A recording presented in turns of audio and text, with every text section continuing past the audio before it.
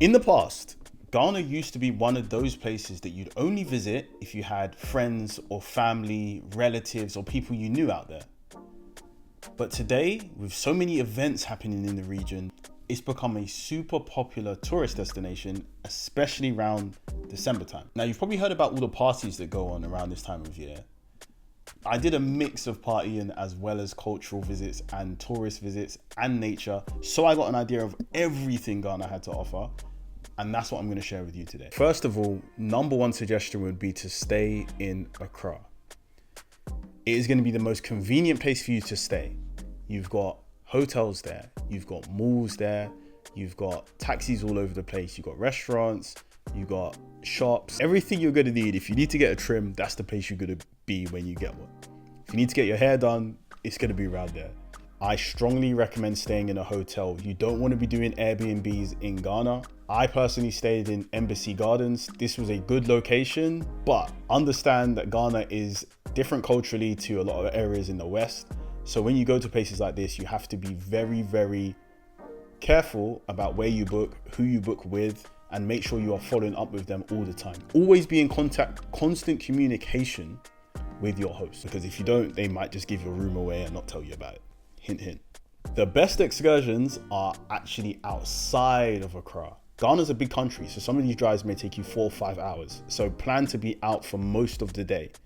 The way I structured things is I would get up really early in the morning, 7 a.m., 8 a.m., and then go on these tours, which take 4 hours to drive out to, and then come back for the parties in the evening, because the main parties, the biggest parties are going to be in Accra. Again, for your convenience, I'd recommend getting a driver that you know and trust. Very good spot that you're going to want to check out is Labadi Beach. This is a place where you can go and you can ride horses along the beach. There's a strip full of bars along there. You've got Polo Beach Club, you've got Rehab Club. You can grab food around there. And on the topic of food, there are some very good restaurants I'd recommend you check out. Rose Garden is one of them. It's a very good spot for brunch.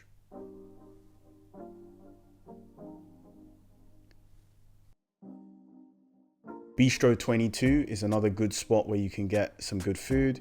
And Indulge was a rooftop type of restaurant that was a nice spot for a little bit more of a classier type of vibe, if that's what you're going for dinner.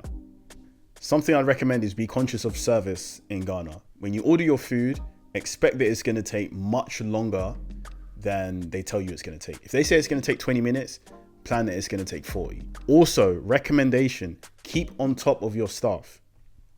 I.e., if a waiter takes your order, make sure that you follow up with that waiter as many times as is necessary to make sure they've put the order through and that it will come. If you just want to order food in, Glovo app is going to be your friend. Whatever Ghanaian type of dish you're looking for, you can get all of them on there as well. So you know the good spots to go grab food. Where do you want to go for a drink or for a party even? Now, Ghana's not cheap. Surprisingly, Ghana prices weren't too different to what it'd be like if you was partying in London. It's the same. In December, that is. So some of the spots that I'd recommend you do definitely go to would be Black Star Square. They host big events there. I went to a big concert out there where they had people like Chance the Rapper performing, Erykah Badu performing, and lots of different artists.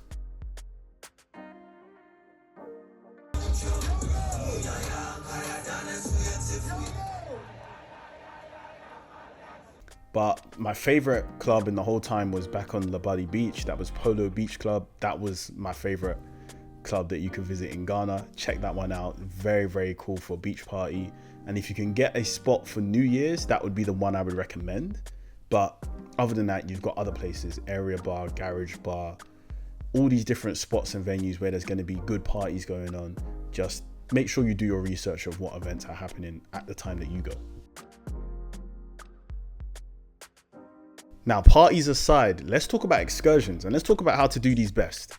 One place I recommend you visit is Aqua Safari. When you get there, it's a water adventure park. So you can go jet skiing around there, you can do kayaking around there. Is tall working hard? See how much my arms are close. I feel like you're holding it funny. Put your top hand on the top of it. Yeah, like the guy behind you. And then, yeah, we're really moving now. They're also going to serve you food there and drinks there as well. So depending on the vibe that you want to go for, you can pick how you want to do that.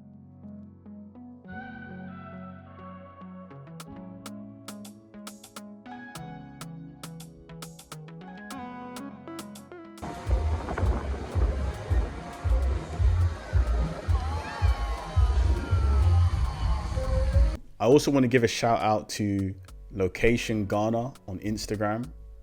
They organize lots of different excursions and go in big groups. So if you want to meet people who are into excursions and you want to have those all organized for you, you can go with this organization and it will all be done for you. So check them out on Instagram. Shai Hills is a nature reserve where they take you to a location that used to be inhabited by the Shai people. After you've checked out the nature reserve and got to see the monkeys up to no good, then you get to go to Afrikiko, which is a restaurant where they do buffet of Ghanaian cuisine, which is going to be right on the waterfront. Very, very nice location. After you've done that, you're going to go for a river cruise on the Akosombo River. This is the largest man-made river in the world. It's the largest man-made lake in the world. And as you go on that cruise, you're going to pass under the Adomi Bridge, which is a fantastic viewpoint.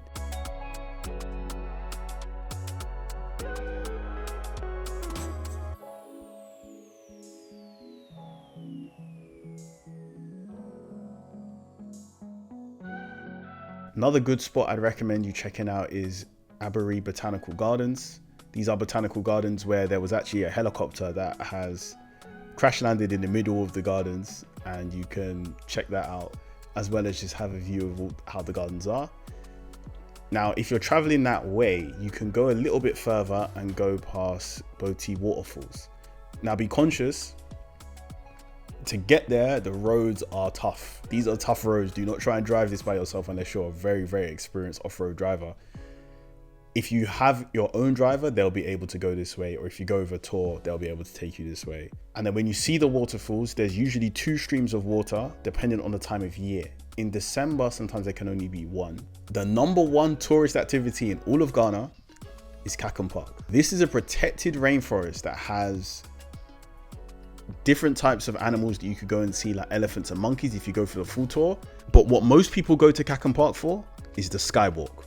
This is a bridge that is suspended in the air, and it is quite a rickety bridge. Let's describe it like that. It's not a smooth walk along, but you go across a series of these bridges and they're suspended super high up in the air, and you can take pictures and walk along them. If you've got a fear of heights, this is the best way to test that fear, because that bridge does sway a little bit. They say that they've never had an accident on that bridge ever since it's been built, so I trust what they have to say. If you are going towards Kakum Park, on the way there, you'll pass Cape Coast. Cape Coast is home to Cape Coast Castle. This was a castle that was used to house slaves back during the transatlantic slave trade. And I went on that tour, and it was one of the most dark and eye-opening visits and tours that I ever did, for a couple of reasons. One is that I got to go with some long lost family members who lived out in Ghana, who I'd never met before. It's my first time meeting them, and we went on that tour together, which was a memorable experience for me, something I'll never forget and never get the chance to do ever again in my life, probably.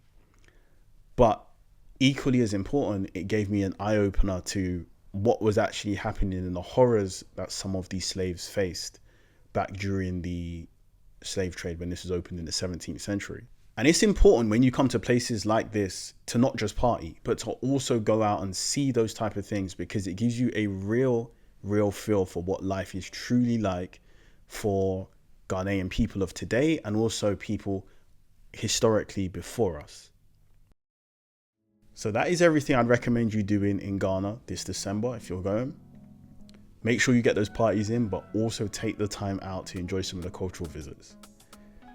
And as you know, I've been having adventures all across the world, and I'm documenting them for this YouTube channel.